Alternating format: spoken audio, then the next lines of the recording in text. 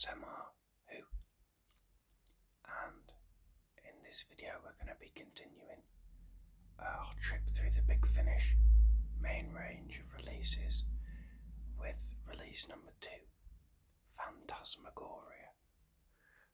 This is a 5th Doctor story. It's written by Mark Gatiss, who of course has written for the new series of Doctor Who. It's written for every Doctor up until the 13th. He wrote for most of the series and obviously collaborated with Stephen Moffat on a number of other shows, Sherlock, Dracula, and of course as a successful writer, in his own right, and with other things, League of Gentlemen and such. Anyway, this is, I think one of 2 Big Finish scripts by him.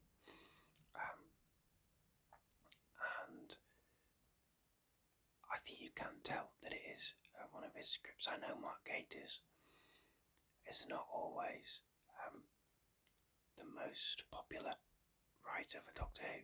People don't love his stories, but I enjoy most of them, and I did enjoy this.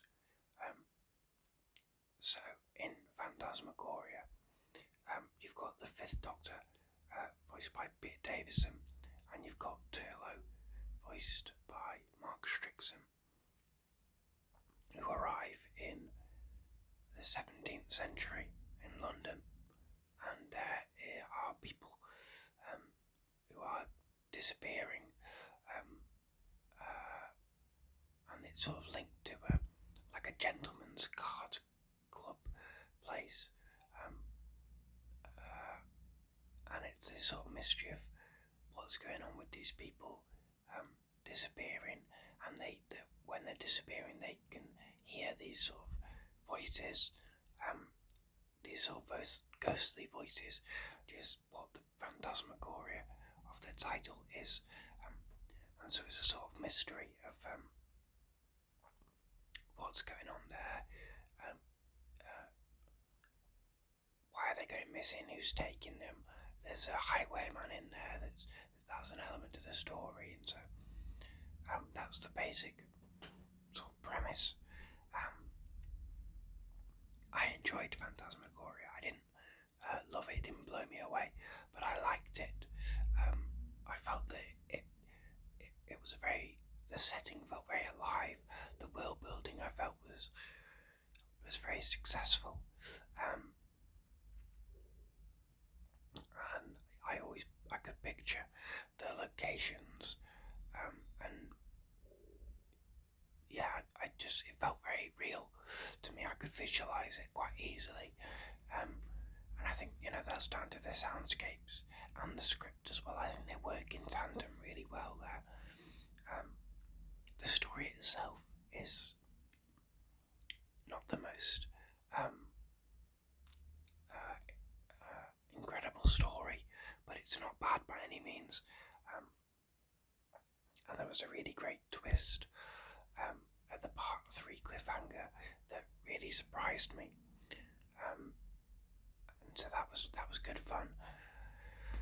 What I did find though is that it took me a bit I did struggle a little bit to work out who was who with all the characters, especially in the first episode, the first part.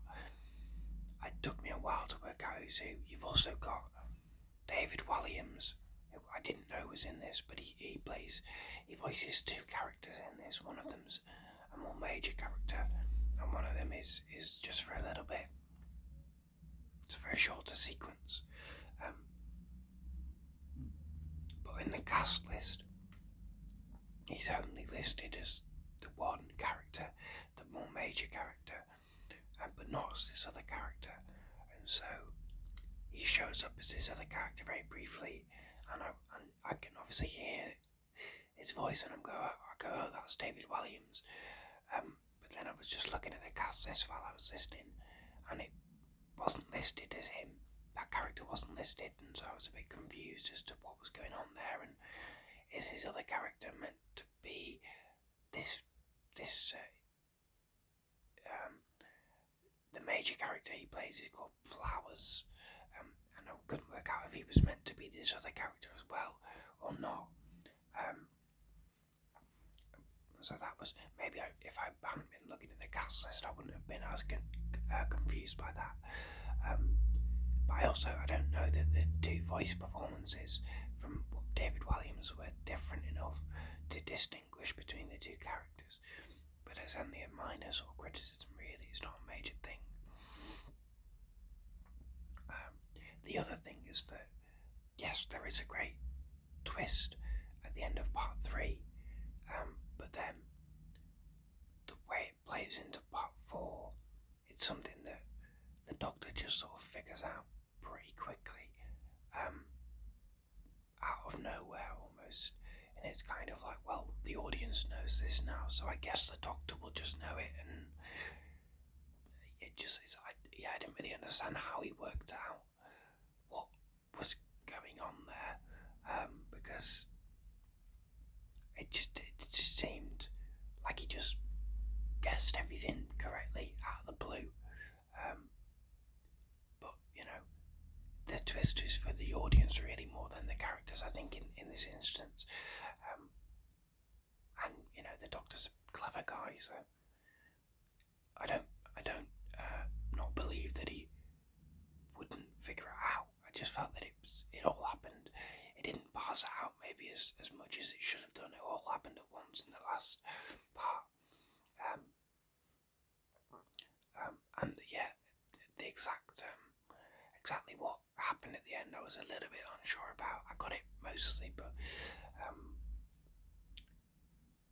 yeah, overall, I thought that Phantasmagoria was a fun story, a decent story. You can tell it's a Mark Gatiss script. You can just feel his sense of humour, and his writing style is in there. And I like the performances. I like Peter Davison in this, and Mark Strickson, even though I think at this point he's sort of retired from acting, so it's not the best performance ever, but still decent. But yeah, I enjoyed this. I don't have too much else to say about it. Would I recommend it? Yeah, I think so. If you're also looking at, the main range, and are some of those early releases worth it? Yeah, I think they're decent. I think I possibly preferred this a little bit more than The Sirens of Time, just because that story is like an introduction to Big Finish, whereas this story is just focused on telling its own story rather than bringing the three Doctors together and having the three separate story strands and then them all come together for the final part. This just tells a story more conventionally, like a classic Doctor Who story, and I enjoyed the story, and I enjoyed the environment and the location, and I liked the characters in this. Yeah, I had a good time with Phantasmagoria. I liked it. It didn't blow me away, but it was pretty good. And those are my thoughts on that story. So yeah, hopefully this series will continue. The plan is every Friday you'll get another one of these, and it'll be a monthly range, a review every week for you. So yeah, let me know if you've heard this story before, what you think of it, or if you're maybe going through the main range yourselves. Yeah, let me know what you think, what your thoughts on this story, any recommendations for Big Finish as well, because I'm going to the main range, but I'm also looking at some other stuff to maybe dip my toes into as well. Maybe some short trips, maybe some companion chronicles, some of the other like sub ranges, stuff like that.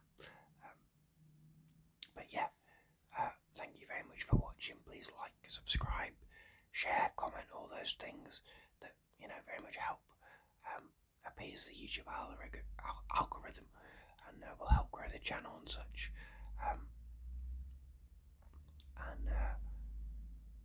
And yeah, other than that, listening, thank you for watching, and I will see you next time for the Whisper.